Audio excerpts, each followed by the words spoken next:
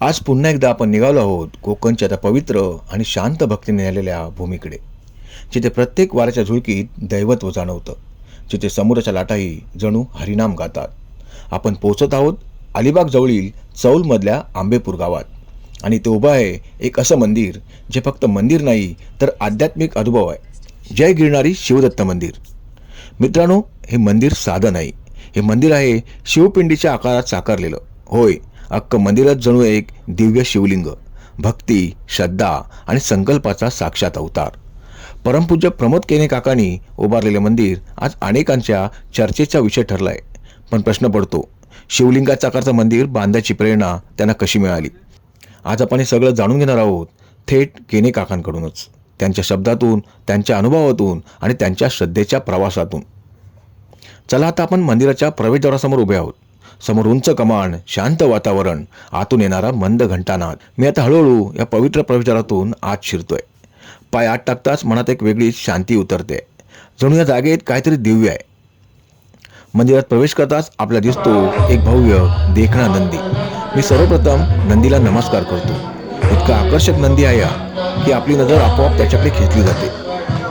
आणि मित्रांनो, या नंदीच्या दोन्ही शिंगांमधून जेव्हा मंदिराचं दर्शन होतं ते दृश्य खरंच मनाला शांती देणार आहे. जणू काही शिवकृपेचे फ्रेममध्ये उतरलेलं रूप आहे. चला, या पवित्र पायऱ्या चढूया. प्रत्येक पायरीसोबत मन अधिकाधिक शांत होत आहे, श्वासात भक्ती भरते. हे मंदिर फक्त दिसायला वेगळं नाही मित्रांनो, हे मंदिर जाणवायला वेगळं आहे. दारातून आत पाऊल टाकताच असं वाटतं जणू काही बाहेरचं सगळं जग तिथेच मागे राहिलं आहे. हे मंदिर आहे शिवलिंगाच्या आकारात साकारलेलं. या अद्भुत रचनेच्या वरच्या भागात आहेत श्री दत्तगुरूंचे पवित्र स्थान आणि खाली साक्षात भगवान शंकराचं अधिष्ठान. वर दत्त, खाली शिव. एकाच मंदिरात गुरुतत्व आणि शिवतत्वाचा दिव्य संगम. आता आपण सर्वप्रथम चाललो आहोत श्री दत्तगुरूंच्या दर्शनासाठी आणि आपण थेट श्री दत्तप्रभूंच्या चरणांपाशी आलो आणि समोर आहे ते तेजस्वी, प्रसन्न, त्रिमूर्ती स्वरूपातील दत्तगुरू.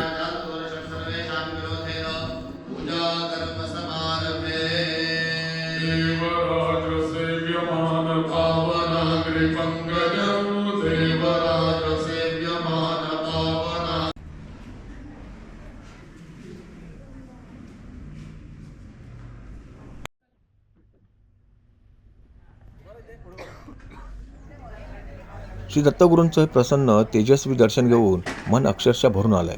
क्षणभर इथेच थांबावं, डोळे मिटून ही शांतता अनुभवावी असं वाटतंय.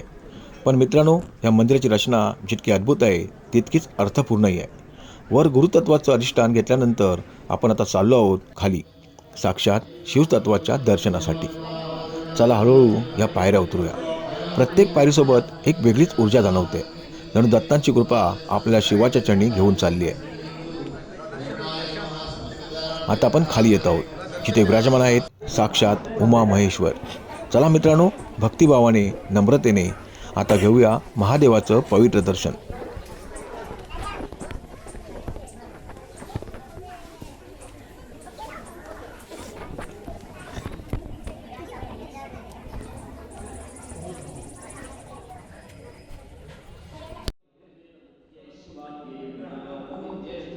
एवढे भव्य विशाल शिवलिंग पाहिल्यावर तुमच्याही मनात एक प्रश्न नक्कीच आला असेल, इतक्याशा दरवाजातून हे शिवलिंग आत कसं आणलं असेल?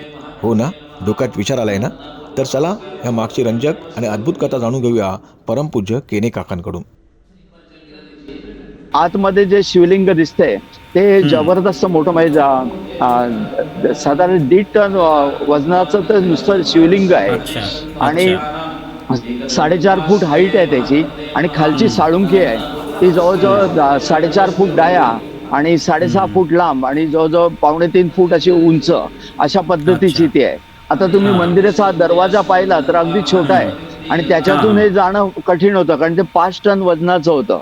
आणि ते आत कसं जायचं हेही कळेना, म्हणजे एवढी परिस्थिती आली. लोक काही कारागीर म्हणायला लागले तुम्हाला मंदिराची भिंत तोडायला लागेल, त्याशिवाय ते आत जाणार नाहीत. 3 दिवसांवर प्राणप्रतिष्ठा सोहळा.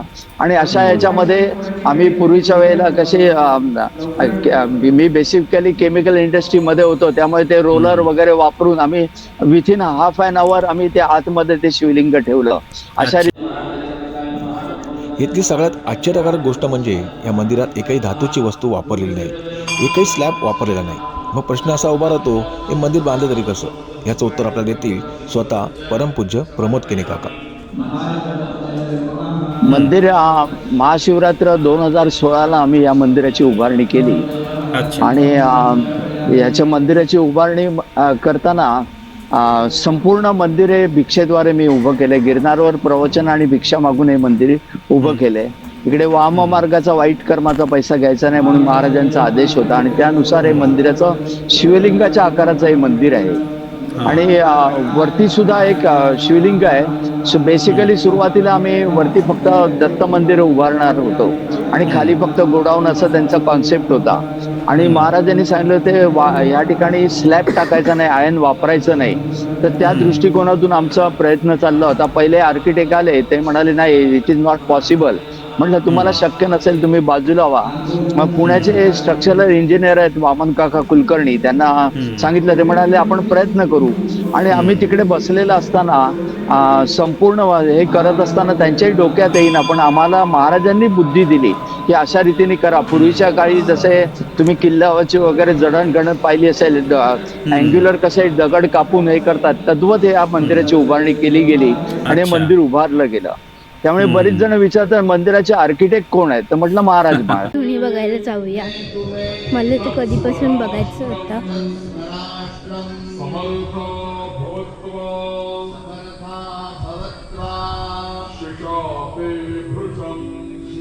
मस्त हिरवागार परिसर. हे बघा इथे अख्खट दिली.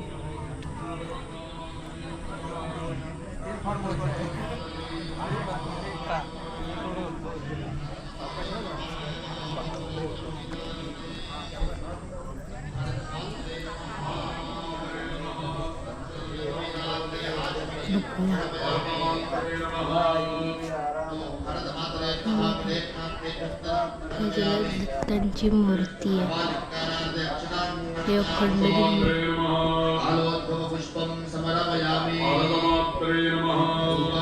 मित्रांनो, आता आपण आलो आहोत या मंदिराच्या सगळ्यात पवित्र आणि शक्तिशाली स्थळी.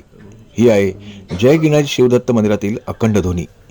अगदी गिरणाला जशी ध्वनी तेवत असते तशी ती ध्वनी देखील इथे अखंड तेवत असते. दिवस असो की रात्र, पाऊस असो की ऊन, ही ध्वनी कधी जणू काही श्री दत्तप्रभूंच्या कृपेचा जिवंत साक्षीदार आहे हा अग्नी. आणि मित्रांनो, ही एक फार सुंदर आणि शिस्तबद्ध गोष्ट म्हणजे या अखंड ध्वनीसाठी लागणारं संपूर्ण साहित्य इथे सगळं या मंदिरातच आदरपूर्वक साठवून ठेवलं जातं. ही परंपरा इथे अखंड सुरू आहे. जणू काही गिरणाचीच एक छोटी प्रतिकृती इथे आंबेपूर गावात अवतरलेली आहे. त्या प्रत्येक शक्तीपीठाकरता एक एक सुपारी ठेवली गेलेली आहे तांदुळावरती. आणि त्या ठिकाणी त्या देवीचं, त्या 51 शक्तीपीठामधल्या प्रत्येक देवीचं या ठिकाणी देवता म्हणून आणि ते सुरू आहे भारत मातेच्या नावाने याग. 51 शक्तीपीठांचे देशासाठी, धर्मासाठी आणि आध्यात्मिक उन्नतीसाठी.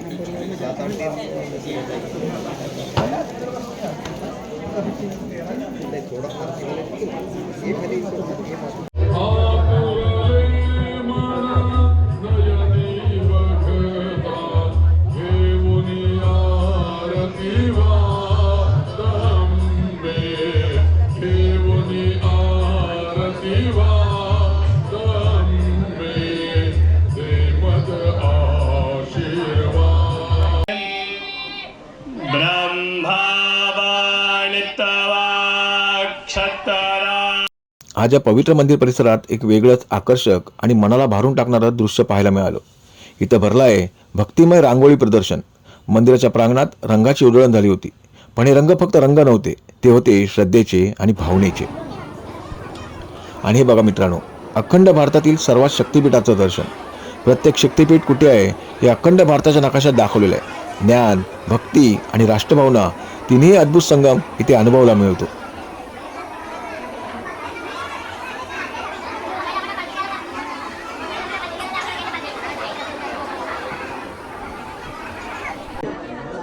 मित्रांनो, क्षण आता तो आलाय.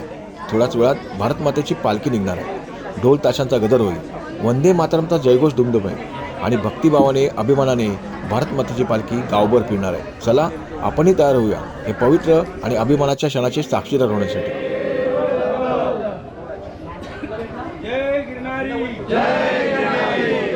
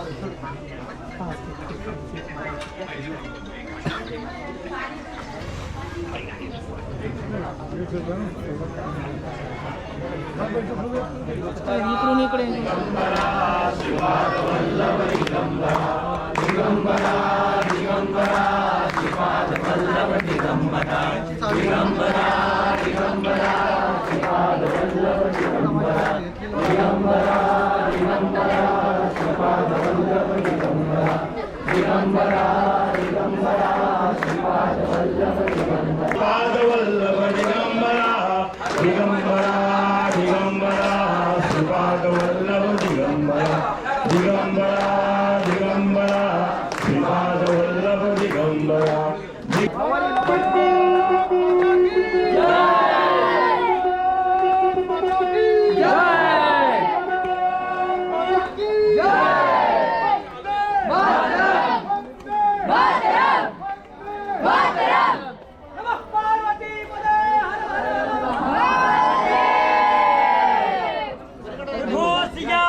रामचंद्र के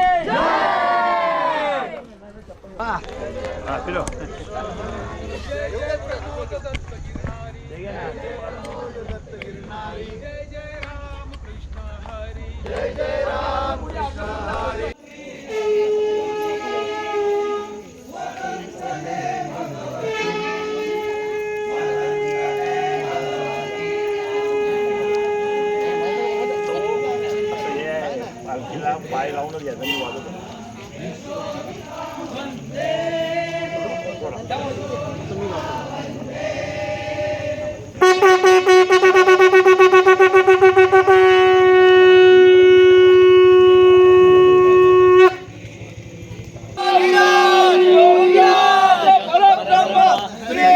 सच्चिदानंद सद्गुरु साईनाथ महाराज की साईनाथ महाराज की ओम साईराम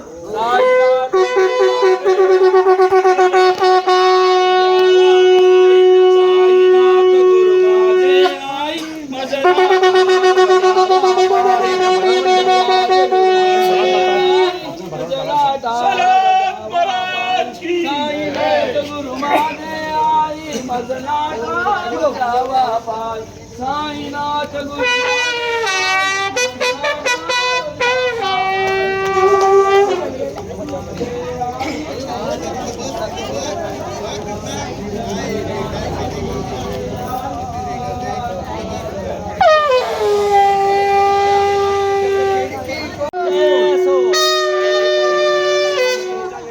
धर्म के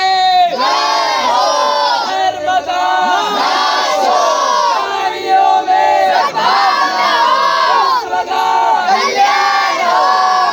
वंदे सनातन वैदिक हिंदू धर्म के सत्या ओ माता की पार्वती बदले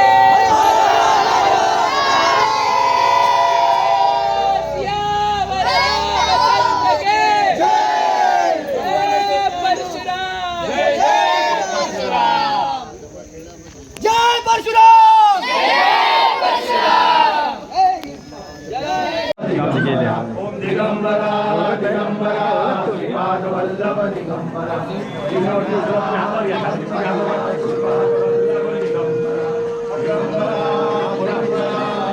श्रीपादवल्लभ दिगंबरा दिगंबरा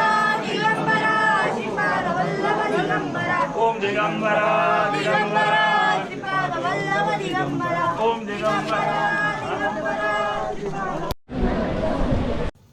जे दत्तभक्त नियमित गिरणारवारी करतात त्यांच्यासाठी प्रमोद केणे काका हे नाव अजिबात अपरिचित नाही. अनामिक प्रेरणा, दैवी संकेत आणि दर पौर्णिमेला एक अशी 108 गिरणारवाऱ्यांची अखंड साधना. संकल्प पूर्ण झाला पण वारी थांबली नाही. आजही श्री दत्तकृपेने ही परंपरा अखंड सुरू आहे. आज आपण ज्या परमपूज्य प्रमोद केणे काकांविषयी बोललो आहोत ते केवळ मंदिराचे निर्माते नाहीत तर आयुष्यभर दत्तनामाचा जप करणारे एक साधक आहेत.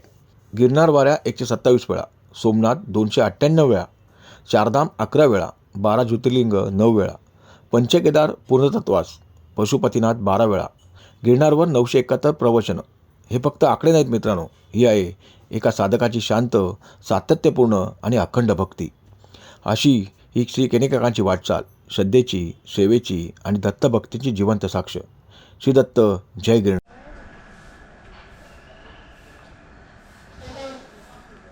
चौला आम्ही या इकडे होमस्टेमध्ये राहिलो होतो. सुंदर होमस्टे आणि मेन म्हणजे त्याचा नाश्ता आणि जेवण फार उत्तम. त्यामुळे काय आलं, आम्ही चेकआउट केल्यानंतर पण महिला आम्ही इकडे जेवणच जाणार आहोत. एवढं चविष्ट जेवण आहे. याच्यामधलं हे बघूया कसं आहे ते. गाडी पार्क केली आम्ही.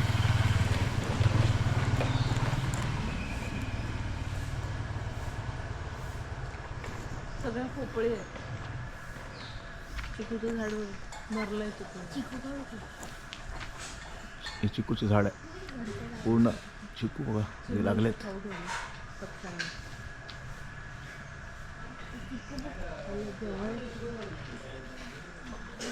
आणि पक्ष्यांना खाऊ ठेवायला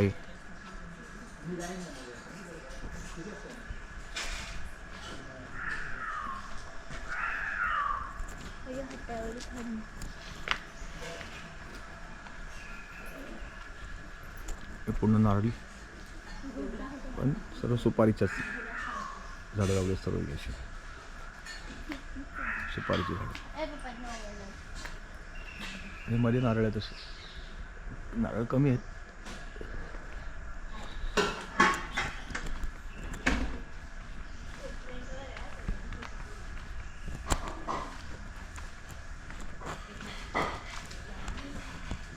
आणि मित्रांनो, या आध्यात्मिक प्रवासात आमचा मुक्कामही तितकाच सुंदर होता. आम्ही चौल इथे नारळी पोपीच्या हिरव्यागार बागेत स्टे केला होता. सकाळी पक्ष्यांचा किलबिलाट, आजूबाजूला डोलणारी नारळाची झाडं आणि हवेत दरवळणारा कोकणाचा गारवा. राहण्याची व्यवस्था अगदी घरगुती, आतिथ्य मनापासून आणि जेवणही. इथे एक झोपाळा आणि हा दुसरा झोपाळा.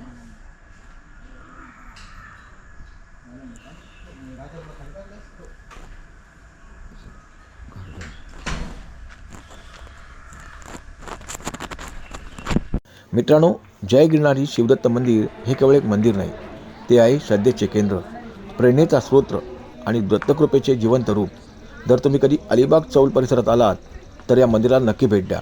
जय श्री दत्त, जय गिरनारी. तर हा व्हिडिओ आम्ही इथेच संपवतो आहे.